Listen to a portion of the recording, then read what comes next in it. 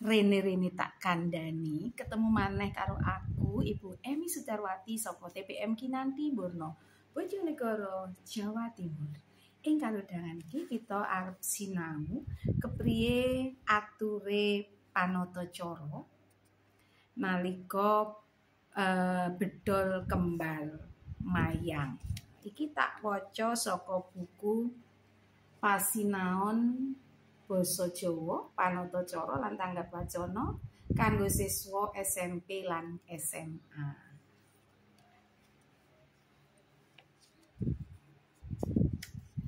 Rungokno ya. Para tamu kakung Sumawana Putri ingkang satuhuluring budi. Saderengipun upacara panggih penganten katindakake, keparenga Sang Suba Manggala Hambedol Sekar Puspita Adi Mancawarna saking sasana pinajang.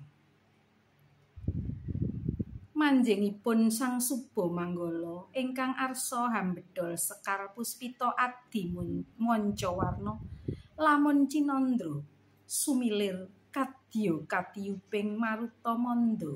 Nah, niki mangke langsung juru pita swara ngumandangaken tembang leriler leriler tandure wong sumilir nggih. Lajeng panatacara paring panyandra. Mengaten panyandranipun. Lah punika tawarnaning Sang Suba Manggala dalah para paraga kang hangayahi jejibahan luhur ing madyaning pawiwahan. Hestining panggih arsa Hambedol Sekar Adi Mancawarna ingkang winastan Sekar Kalpataru Dewandaru Jayandaru. Hawit rinakit ing kayangan Salendra Bawana dening para widodari. Tumurun ing Ngarcapada hawit saking pamontahipun Sri Atmaja pengantin putri kang sampun kepareng nyambut silaning akrami. Hambok bilih kepareng mundhut ngampil wujudipun Sekar Kalpataru Dewandaru Jayandaru kagem syarat sarana jejangkeping palakrami. Sang Suba Manggala kalamun cinandra mabako-bako yayah prayitning pakebuh. Hangregeming pindha lintang Bima Sekti hanyuwak tutuk ing naga. Sanajan kathah priya ingkang sacathok gombalane saklatra rawise ingkang weda boten kirang ingkang muda tumaruna ugi sakalangkung kathah. Para dene datan ana kang piniji ing karya minangka Suba Manggala. Kajawi namung panjenenganipun Bapak Hanas Caturyansa. Hewan dene kang lumaksana saurinira Sang Suba Manggala sarajur sisih jajar kalih. Yekti punika putri ingkang pinilih minangka pepetaning Putri Domas ingkang endah-endah sulistya ing warni. Dasar kenya taruni hangrungkepi jejering wanita kang utama.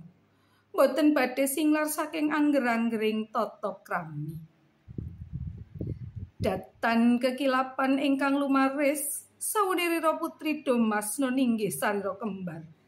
Katitik kembar warnane, kembar busanane dedeg piadeke inggih sami. Samudayane sami kembar. Pramila lamun cinandra pindha jambe sinigar. Sinten ta ingkang handulu bagusing satriya kembar? Kathah prawan-prawan ingkang sami kumesar, ingkang boten keturutan lajeng nangis turut pasar, dinengneng Pakde Kandar sing omahe Blitar. Boten meneng ning malah katon sangar.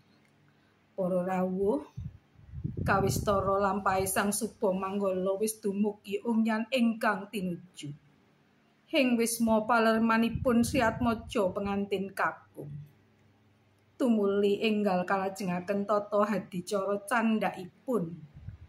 Dumateng kadang juru pita swara kasuwun gending kasigeg sawetawis. Katen nggih, sesampunipun menika gending lerilir dipun siget. Mekaten kala wau tuladanipun bedol kembar mayang. Ature panatacara nalikanipun bedol kembar mayang temu pengantin, nggih badhe temu pengantin. Saking buku menika Pasinaon Basa Jawi Panatacara lan Tanggap Wacana karya kula kiyambak. Matur nuwun. Semangke saged kepanggih malih ing materi selajengipun. Nuwun.